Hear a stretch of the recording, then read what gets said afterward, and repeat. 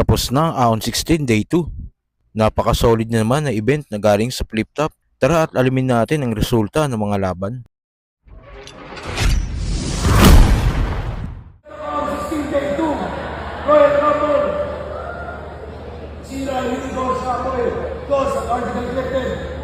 Ang unofficial code dati ng 4 na orado at ng crowd 5-0. Kaya tayo lahat para isabi.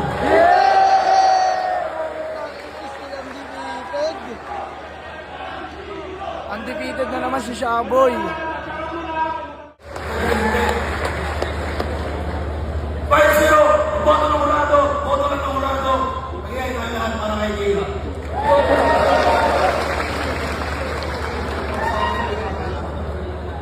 Pasok ng bro. Boto ng orado, 5-0. Kaya tayo lahat para kay Kifli.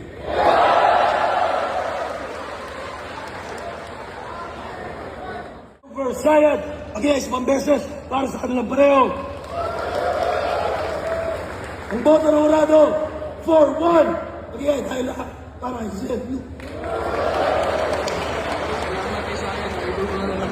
Shoutout sa mga mamugsan na kosa.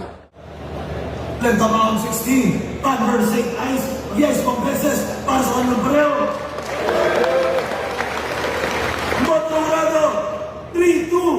Again, tayo lahat para sa St. Ice.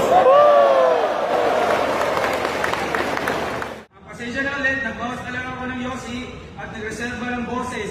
Sadyang sa dami lang nagpausap sa 3 araw, naubusan pa rin. Kaya...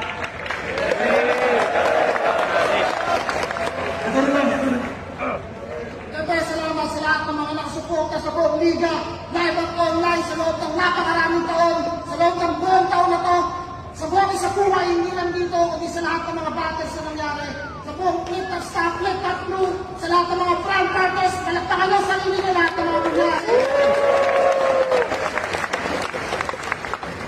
Karagdag na ng hurado! Pang-3!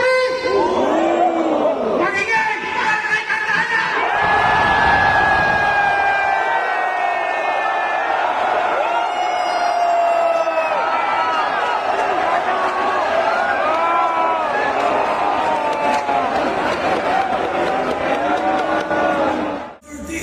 First year, from best